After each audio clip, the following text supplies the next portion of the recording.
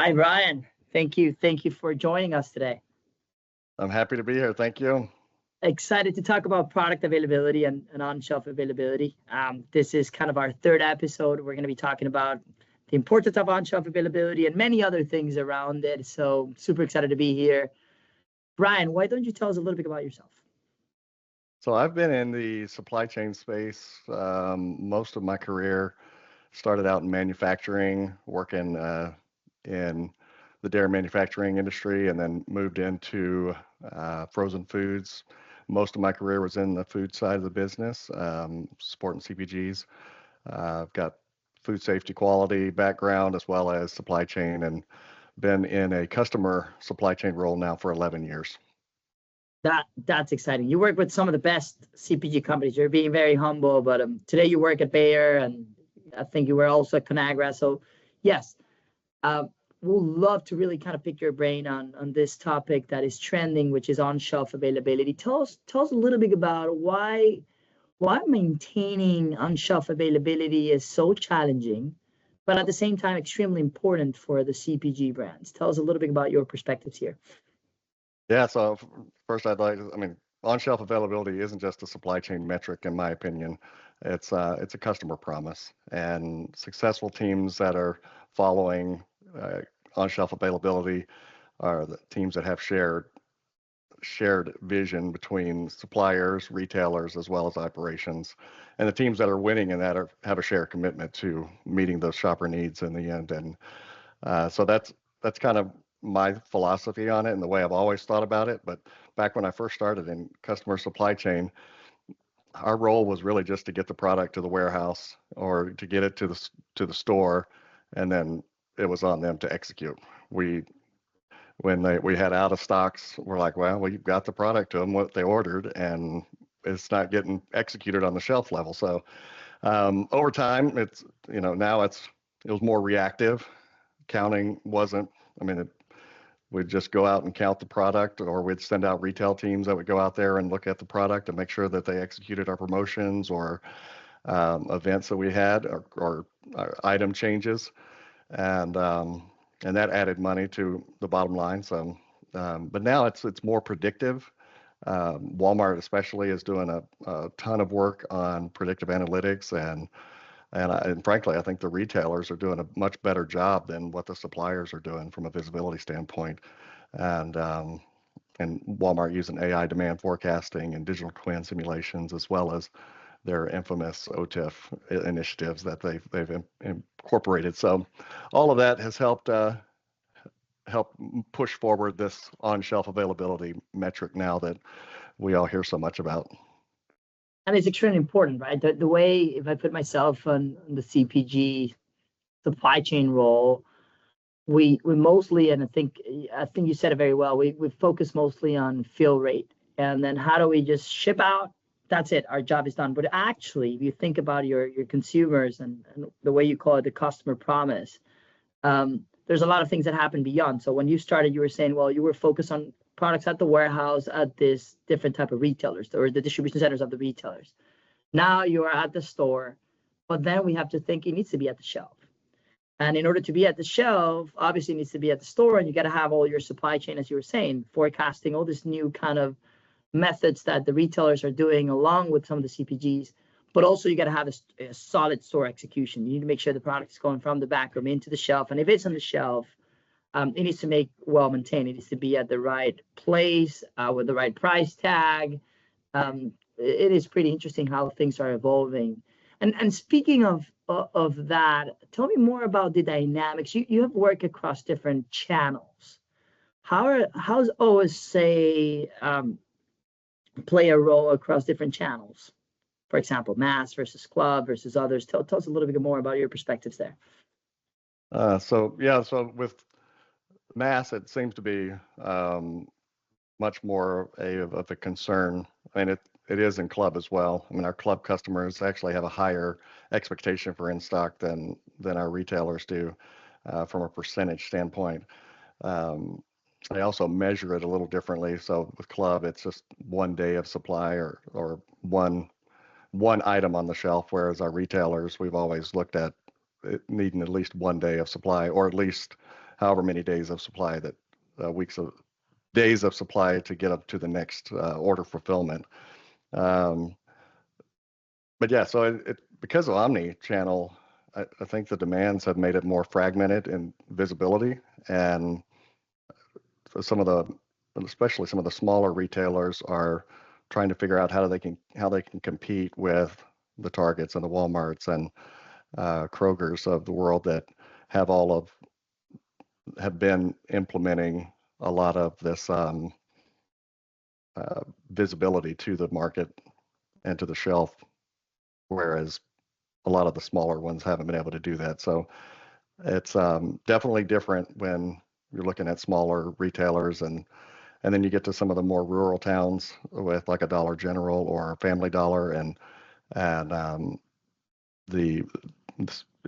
when you go out to do store walks, you see a different flavor of store execution in several different markets.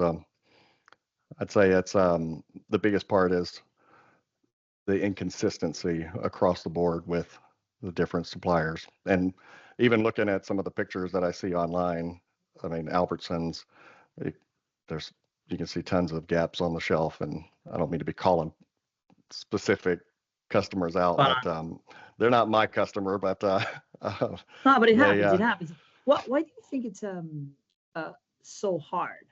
Why maintaining the right execution in the shelf? Is that because there's maybe many moving pieces that need to touch the product to get into the shelf? That's question one. And question two is how the existence of Amazon obviously pressuring brick and mortar retailers to be more omni have put had at least increased the awareness of this promise to the customer or on shelf availability metrics for brick and mortars. I think those are just two open questions that I have. Feel free to obviously tackle it the way you think it's best. Yeah. So first of all, I think lack of data connectivity is one of the biggest drivers. I've got two customers that I'm responsible for right now, and one of them I have unlimited amounts of data that I could really never fully utilize. And then on the other side of the spectrum, I don't have any data, I don't have any visibility, and I'm just flying blind. So I'm not able to actually impact any of the other customer. I'm just reactive still. And when I have data at my fingertips with a customer such as Walmart or Sam's Club, it's easier for me to create more proactive, descriptive type databases that or diagnostic type databases that I can look at it and say, okay, here's where we're having some issues, and then I can more pinpoint what we need to do in those instances. And the customer, the retailer owns the pricing, and a lot of the retailers, and even the same retailer in different regions, can adjust their pricing, and it drives out of stocks because they would not have told us that they had changed the pricing. And say there was one instance when I was with one of my other suppliers, the price of one of their mayonnaise items had been decreased as a test in a market in Florida. And we kept shipping product, and we're like, holy cow, it's not meeting. We cannot get in stock. And once I pulled in pricing to my analysis, I was able to see, oh, well, yeah, in this market, these specific clubs have a lower price by 20%. And then when we went back to the merchant and said, hey, this is driving out of stocks, we never heard anything else from them, because prior to that, they're hammering us for our in-stock metrics. And once we showed them that it was these specific stores that they had this price this price promotion on, it quieted the noise. So it goes back to collaboration. And when the supplier and the sales team, so supply chain sales and the merchants all are in the room together talking about different initiatives, you're able to think from an omni type look at things, and you're able to say, okay, well, if you're going to do a pricing change here, we can start flowing more product to that location and make sure that we have the product where we need to have it. Spot on. And then, no, that's it. Go ahead. But that's Uh, such a great example, by the way, and I love it. We'll double click on that one in a second, but go ahead. okay, and then on the Amazon piece, uh, I did a short-term assignment with Amazon just recently, actually, and it's very interesting to see how they operate um, and how different it is. But because they're growing so much, a lot of the suppliers are just pouring into them and wanting to make sure that they show up and make sure that the customer has the product there available for them. And Amazon is one of those that's like, open up your whole book of business to us and we'll sell it all. And that doesn't typically work across the supply chain. So, um, but it is one of the things I would say um, a lot of the customers. I think Walmart's really positioned very well with their stores across the country to be able to fulfill needs and orders. But it's almost like they're playing catch up to Amazon, in my opinion. And people have gotten so used to going to Amazon and just looking just to research something, and then all of a sudden they're buying it because the product is free, or shipping is free, and they can get it within a day or two. And and while they can still do that with even get it at the same day with Walmart, um, because of their store locations, it's just how does Walmart figure out how to overcome the psychology around people just going to Amazon as a default versus going to Walmart? I believe that's such a good point. I believe it has to go back exactly to the way you started kind of this conversation, is the service to the consumers, right? If you got to make it an experience. If you have the best, in this case, you're bringing Walmart, right? The EDLP, everyday low price, and the best service ever, and the product is always on the shelf. So if I'm actually going to get my Skinny Div dark chocolates, and I love that brand, I actually do, and I want to make sure that it's there when I go to my Walmart. I'm gonna be happy. If by any chance I go into the Walmart and it's not there, I know that I could just very quickly go into my cell phone and get a same day delivery from Amazon. So it is putting a lot of pressure into kind of, yes, you got to have the shelf available. You need to be, again, you don't have to have overstocks and inventories, but you have to have the right one, and you need to make your supply chains more agile, closer to kind of each of your stores, and ensure that you're reacting quickly to how pricing changes, promotions are happening, not only within the store, but also within the radius of comparable stores. And it's interesting how all of this is impacting supply chain, but that's such a good point. But it goes down to kind of that service to the consumer. On your previous example, where you have customers, where you have all the data in the world, right? The cost of data processing has been going down, and now they're sharing data. Some others are monetizing, but they're still sharing that data. Obviously, for me in the supply chain, they have to be sharing that data, because otherwise they cannot hold Brian Miller accountable to have the right products at the right shelf when they need it. Now, when you identify those issues, how do you influence? How do you go fix them? Tell us a little bit about how do you go fix on shelf availability or out of stock issues, and what are some of your key frameworks that you use to solve these problems? Yeah, I definitely think data. I like to say that we have lakes of data, but puddles of insights, and it's it's one of those things where we've got so much data available to us, even internally to my own company. It's just the connectivity of it is what's missing. Um, we need to move more towards um, prescriptive and descriptive type data to, well, we need to move from descriptive and diagnostic type data to predictive as well as prescriptive type data. And within our company, we have done some data modeling where we can highlight ghost inventory opportunities, and then we can send our retail teams out to those locations, and they'll look at the shelf and see if it truly is out of stock or not.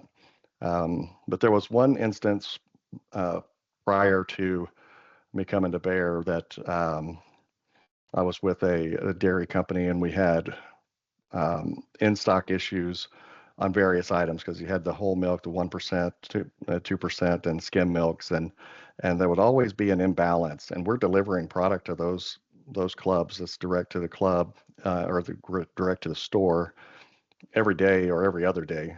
And I'm like, there's just no way that we can be out of stock this often on these items. And so we picked one of the worst. The way the dairy industry was set up, and it still is to this day, is it's very disparate. They've got different dairy companies that have been bought and sold, and they've created these conglomerates of dairy companies, but they're very regionalized. And so we picked one of the worst performing regions that we had. And when we went in, we worked with the merchants at the customer and talked them into allowing us to do a test. We were going to pay for it. We were going to do all the travel. We were going to do all the cycle counting, and we went over to Alabama, and there was a team of about 20 of us, and we spread out throughout the state and physically counted all of the inventory in that back freezer or the refrigerated area, and we're able to provide back to the merchant actual counts.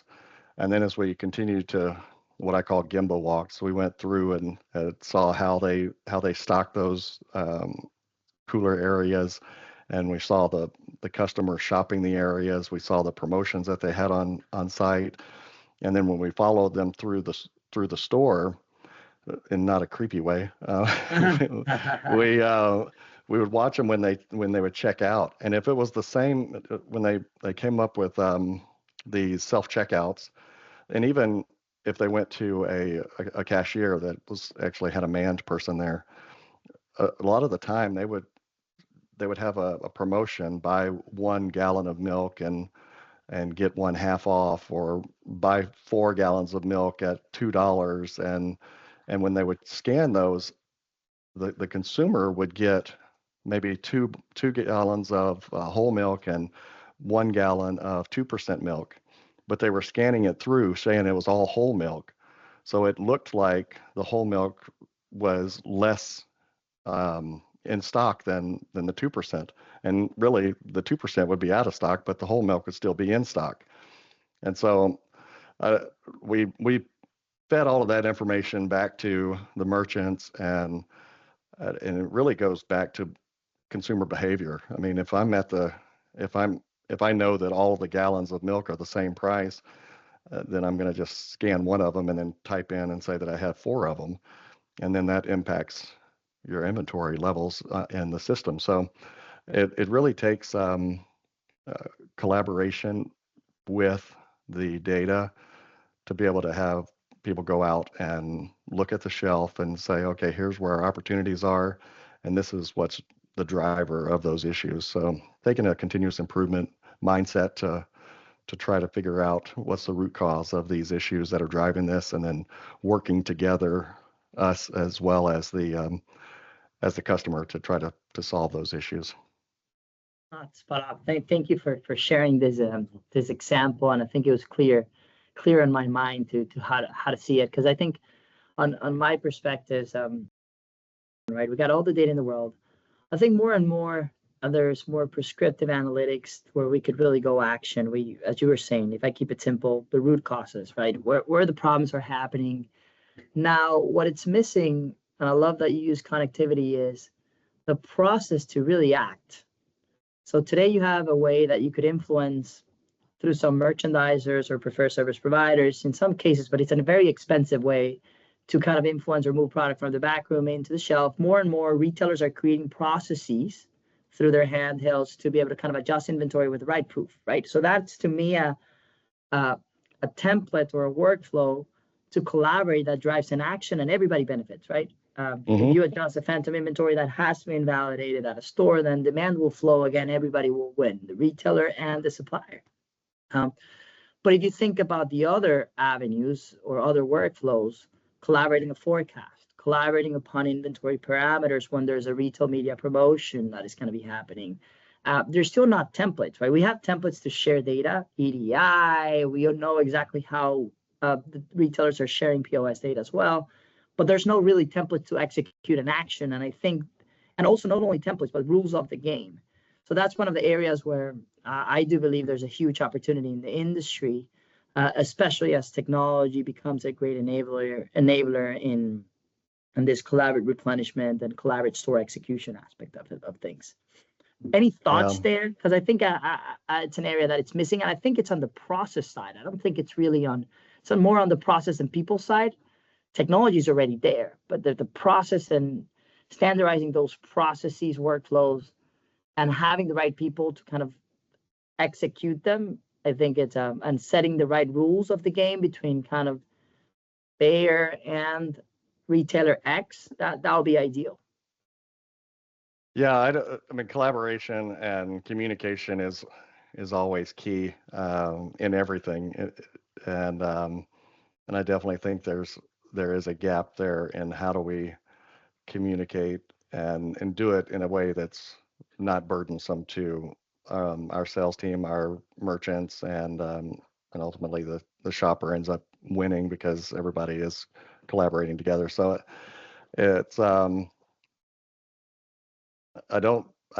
while you say the technology is there, it's just not, in my opinion, connected enough. And I know that our retailers have asked us to be more transparent with our data and insights, and there's always that concern that information is going to get out and competitive information is going to get out as well, and there's a data breach or something like that. So I think it's a mixture of our own lack of trust in the security of the data as well as the accuracy of the data, and then that drives conversations or questions. Okay, where did you get this data?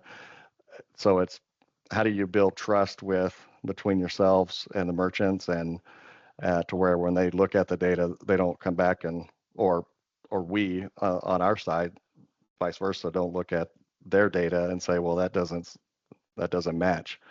So getting the consistency of the data and knowing where it's all coming from is going to be key. And then as you continue to build that trust, that's when I think those barriers are going to be broken down around the collaboration piece of it. Awesome. And therefore, we're going to see better on-shelf availability levels. Yes, absolutely. Just to finish in, Brian, thank you for sharing this. Anything on the people aspect, as you are on the customer supply chain function for the large CPGs, you're obviously speaking a lot about the collaboration with the merchants and the replenishment teams on the retailer side, but anything from an internal, how do you need to kind of collaborate as well with your commercial teams, your retail execution or operation teams? Tell us a little bit more about kind of what's the best practice in there to improve on-shelf availability. Yeah, I think first of all, for me, it's staying curious. And when you're looking at the data, continue to dig it, peel the onion back and looking at opportunities and getting down to that root cause, continuing to have that continuous improvement mindset. When you have opportunities, go out and do walks in your stores and take the salesperson along with you. And if you can, get some store operators or associates there that can walk with you if they have the time. With them all picking for e-com and stuff like that, it seems to be more difficult to get their time. But when we follow what I found that when I go through and follow a process and from end to end, I'm able to understand their pain points, and then we're able to work as a company to try to solve those issues. And being able to have that insights is important, especially on the club channel. I mean, we had some trays that we had sent into the clubs, and when we met with the operators, they were like, every time we try to stack these on the steel, they start falling apart. And so how do we go back to our packaging group to make sure that we solve that issue for that pain point for them, so they don't have to keep restacking everything as soon as they put it on shelf. How often do your sales counterparts within the CPG look at on-shelf availability at high and also granular level? Do you think it's that, or do you really pass that responsibility to kind of customer supply chain teams? What's your take there?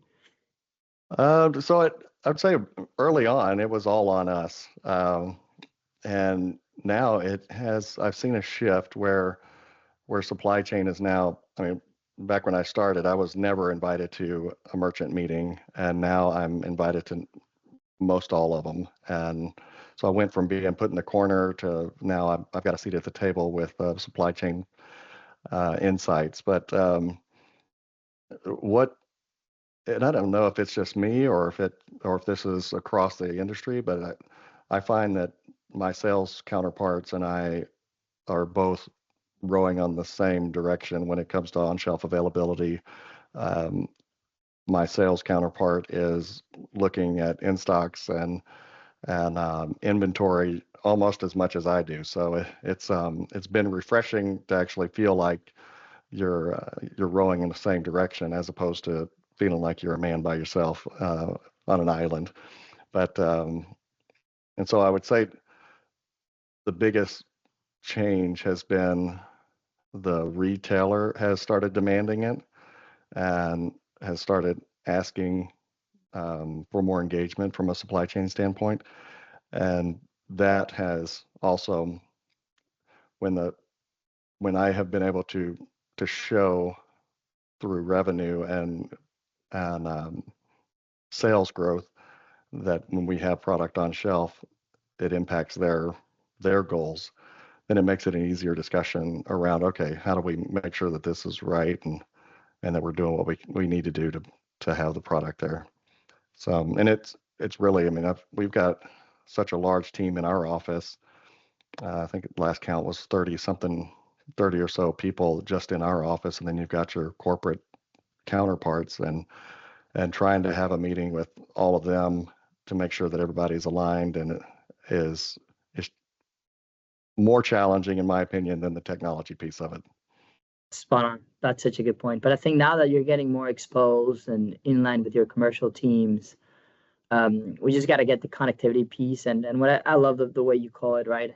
I think it's pretty much syncing consumer demand in a very surgical level at a point, or yeah, the point of distribution at a store item level based on kind of all your commercial marketing strategies and then feeding that back into your manufacturing facilities. And how do you drive the right actions at the right cost, in this case, to improve exactly service to your consumer. I greatly appreciate you sharing all these insights, Brian. This is a fantastic, great conversation. Thank you for joining. I don't know if you have any other words that you want to kind of finish with. No, I was just going to say at the end of the day, availability drives trust with our consumers. And when those products are there and the shoppers, when the products are there, when the shoppers are wanting them, then that's not just a supply chain success. I think it's brand loyalty in action. So,